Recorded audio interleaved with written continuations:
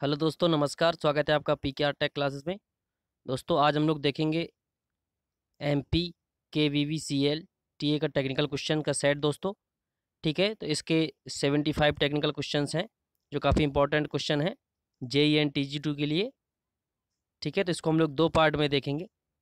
ठीक है, तो जो भी हमारे चैनल पर नए हैं वो हमारे चैनल पीकेआर टेक क्लासेस को सब्सक्राइब करें, लाइक एंड शेयर करें। ठीक दोस्तों, तो बढ़ते हैं टेक्निकल क्वेश्चन की ओर। ठीक है दोस्तों, देखते हैं पहला क्वेश्चन। और क्वेश्चन से पहले आप लोगों से एक रिक्वेस्ट है कि वीडियो को अंत तक जरूर देखा करिए, आपके लिए काफ़ी हेल्पफुल रहेगा। ठीक है, तो देखते हैं क्या कह रहा है। The unit of electric charge is, electric charge की यूनिट क्या होती है? तो इलेक्ट्रिक चार्ज की यूनिट होती है दोस्तों कूलाम। ठीक है, जो क्यू होता है, क्यू बराबर होता है दोस्तों I T and N E. ठीक है, जो क्यू की यूनिट होती है वो होती है कूलाम। अगला question, 1 watt power is equal to, तो 1 वाट पावर किसके बराबर होती है? ये होती है दोस्तों 1 जूल पर सेकेंड के।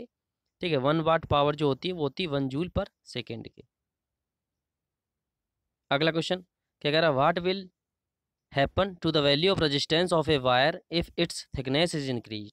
क्या कह रहा है कि अगर हम लोग किसी वायर की थिकनेस को इंक्रीज कर देंगे तो उसके रेजिस्टेंस पर क्या इफेक्ट पड़ेगा या क्या होगा उसका रेजिस्टेंस।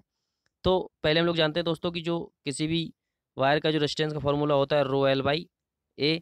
तो थिकनेस अगर बढ़ेगा, मतलब अगर मोटाई बढ़ रहा है तो उसका जो एरिया है तो एरिया भी बढ़ेगा। ठीक है, अगर मोटाई बढ़ेगी तो उसका एरिया भी बढ़ेगा। ठीक है, तो मतलब अगर ए का मान बढ़ा रहा है तो आर का मान क्या होगा? जनरली ये जब ए का मान बढ़ेगा तो आर का मान डिक्रीज होगा, जो रेजिस्टेंस का मान है वो क्या होगा? डिक्रीजेस। अगला क्वेश्चन क्या कह रहा है, what happens to the resistance of conductors when the temperature increases. तो वो क्या कह रहा है कि कंडक्टर का जब रेजिस्टेंस जब टेम्परेचर बढ़ाते हैं तो उसका रेजिस्टेंस में क्या फ़र्क पड़ता है, उसका रेजिस्टेंस क्या होता है। तो कंडक्टर की बात कर रहा है। तो चूंकि जब कंडक्टर का हम लोग टेम्परेचर बढ़ाते हैं तो उसका जो रेजिस्टेंस है उसका मान भी इंक्रीज होता है, क्योंकि जो मेटेलिक या मेटल होते हैं जो उनका टेम्परेचर कोफिशिएंट ऑफ रेजिस्टेंस होता है अल्फ़ा, वो होता है दोस्तों पॉजिटिव। ठीक है, तो जिस मटेरियल का टेम्परेचर कोफिशिएंट ऑफ रेजिस्टेंस जो होगा वो अगर पॉजिटिव होगा तो उसका टेम्परेचर बढ़ाने पे जो उसका मान है रेजिस्टेंस का मान वो भी साथ साथ बढ़ता है। और जो नेगेटिव टेम्परेचर कोफिशिएंट वाले मटेरियल होते हैं तो उनका अगर टेम्परेचर बढ़ाएंगे हम लोग तो जो रेजिस्टेंस का मान है उनका मान घटता है। ठीक है, अगला question, identify the material with the highest resistivity. इसमें से हाईएस्ट रेजिस्टिविटी वाला पदार्थ कौन सा है? तो देखेंगे दोस्तों, कॉपर, सिल्वर एंड एल्यूमिनियम ये अच्छे कंडक्टर होते हैं। और जो टंगस्टन है ये हाईएस्ट रेजिस्टिविटी वाला मटेरियल है, इसकी रेजिस्टिविटी हाई होती है। एंड टंगस्टन को हम लोग देखते हैं कि बल्ब में तंतु के रूप में भी यूज करते हैं। ठीक है, एंड नाइक्रोम का जो वायर होता है, नाइक्रोम को हम लोग हीटर कॉइल के लिए यूज करते हैं। ठीक है, जो हाई रेजिस्टिव मटेरियल होते हैं उनको हम लोग मैक्सिमम हीटिंग एलिमेंट के तौर पे यूज करते हैं। ठीक है, अगला question, which of the following is not an electrical conductor. इनमें से कौन सा है जो इलेक्ट्रिकल कंडक्टर नहीं है? तो दोस्तों जो डायमंड है वो इलेक्ट्रिकल कंडक्टर नहीं है। ठीक है, अगला क्वेश्चन क्या कह रहा है, 1 ampere of current can be described as the flow of. मतलब विद्युत धारा के 1 एम्पियर में कितने प्रवाह के रूप में वर्णित किया जा सकता है? जो 1 एम्पियर करंट होती है वो कितनी होती है? तो चूंकि दोस्तों हम लोग जानते हैं कि Q बराबर होता है क्या? I T. ठीक है, Q बराबर होता है आई टी। तो यहाँ से I बराबर क्या निकलता है? Q by T.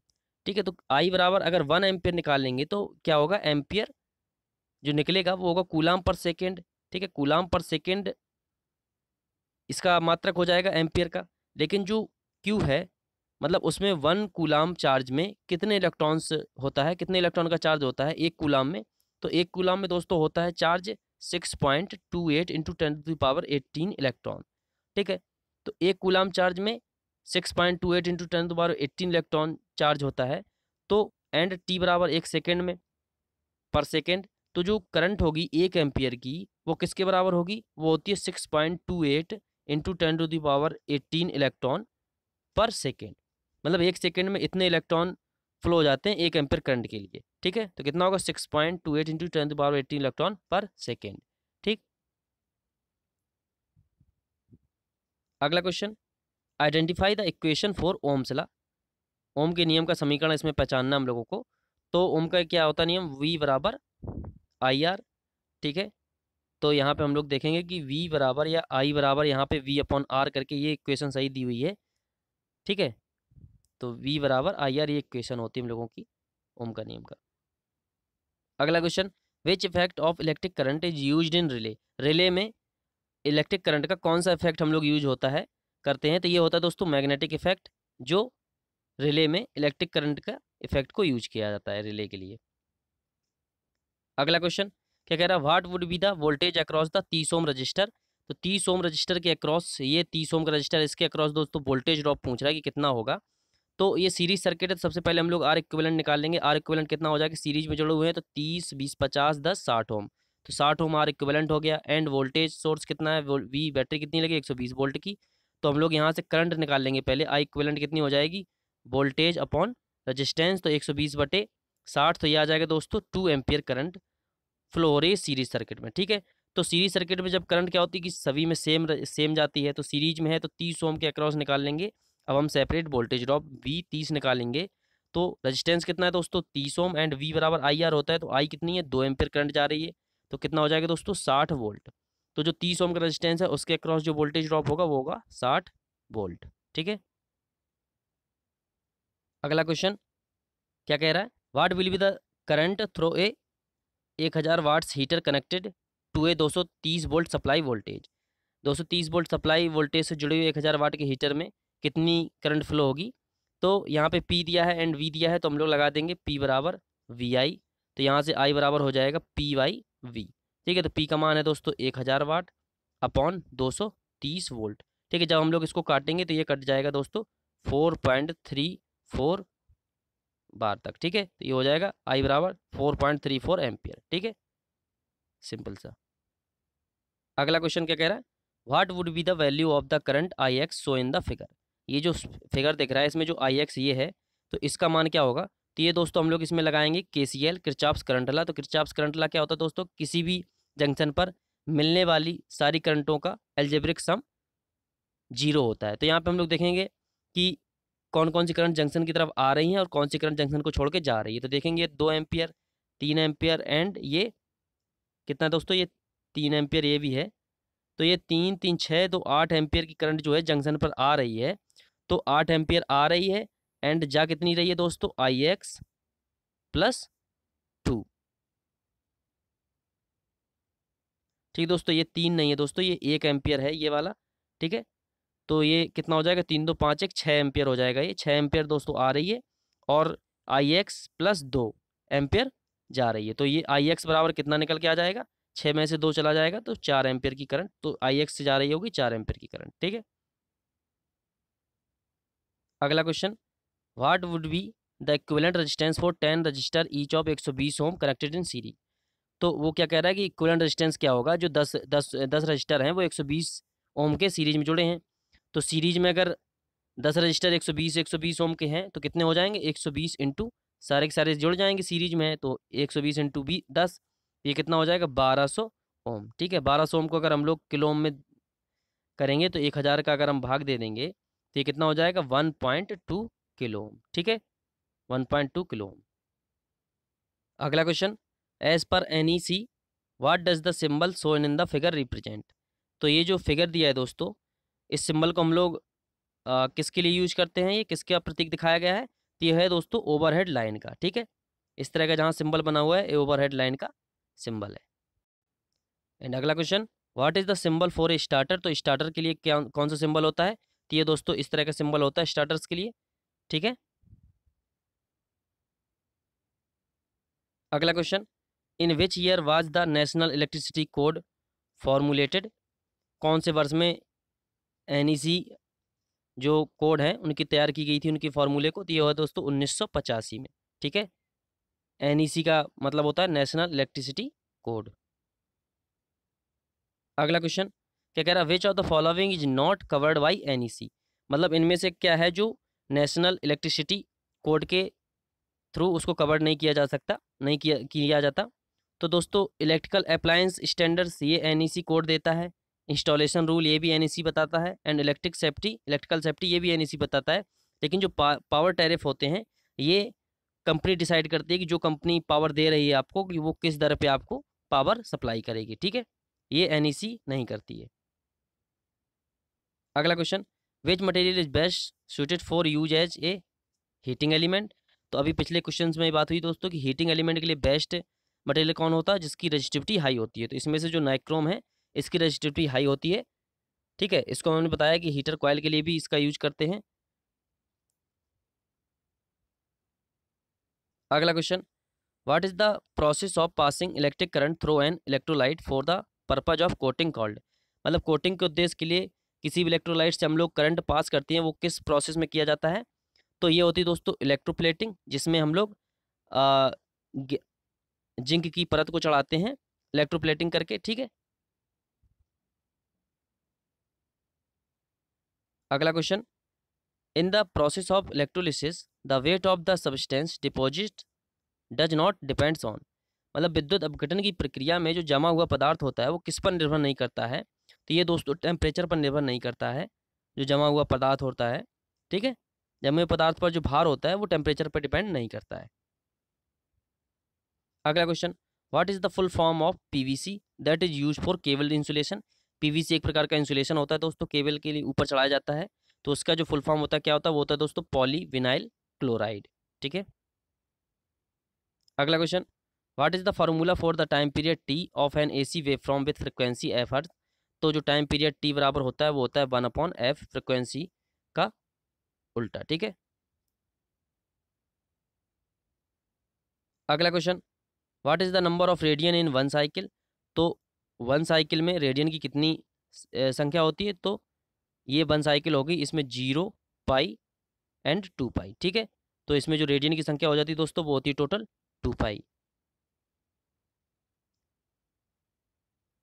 अगला क्वेश्चन क्या कह रहा, what is the common name given to a component of AC power developed by the inductors and capacitors in a circuit. एक परपथ में इंडक्टर और कैपेसिटर्स के द्वारा जो AC पावर विकसित की जाती है, डेवलप की जाती है, उसे सामान्य तौर पर क्या कहा जाता है। तो जो इंडक्टर एंड कैपेसिटर होते हैं दोस्तों, कैपेसिटर एंड इंडक्टर जो होते हैं वो रिएक्टिव पावर को डेवलप्ड करते हैं, ठीक है। ये रिएक्टिव पावर कंपोनेंट होते हैं इंडक्टर एंड कैपेसिटर। अगला question, what is the name given to the ratio of the RMS voltage to the average voltage of an AC waveform. जो AC वेवफॉर्म का जो RMS अपॉन एवरेज होता है उसे क्या कहते हैं दोस्तों, तो ये कहलाता है दोस्तों फॉर्म फैक्टर, ठीक है। फॉर्म फैक्टर एक ट्रिक होती है क्या, RAF रफ की MRP, ये एक ट्रिक है। F का मतलब है फॉर्म फैक्टर एंड R का मतलब RMS, A से एवरेज, ठीक है। तो फॉर्म फैक्टर बराबर होता है RMS अपॉन एवरेज, एंड यहाँ पर P बराबर peak voltage, peak value, and M का मतलब मैक्सिमम बटे RMS। तो ये पीक वैल्यू बराबर होता है मैक्सिमम बटे RMS, ठीक है। तो यहाँ पे फॉर्म फैक्टर होगा RMS अपॉन एवरेज। अगला question, what is the preferred and perfect value of power factor.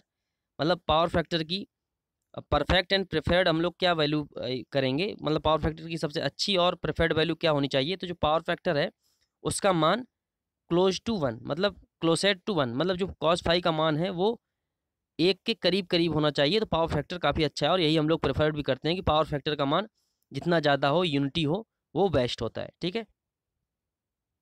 अगला question, what is the value of phase difference between the phase of A 3 phase supply. तो 3 phase supply system में जो phase difference होता है वो कितना होता है तीनों फेज के बीच में, RYV के। तो ये होता है दोस्तों 120 डिग्री, ठीक है, 120 डिग्री।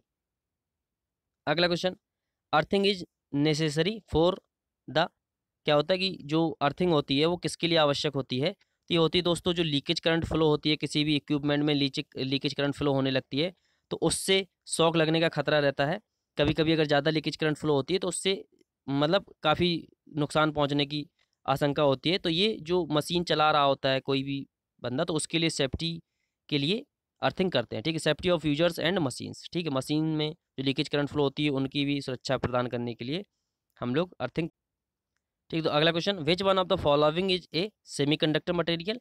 तो इनमें से कौन सा एक सेमीकंडक्टर मटेरियल है दोस्तों, तो ये होता है दोस्तों सिलिकॉन एंड जर्मेनियम, ये सेमीकंडक्टिंग मटेरियल होते हैं, ठीक है।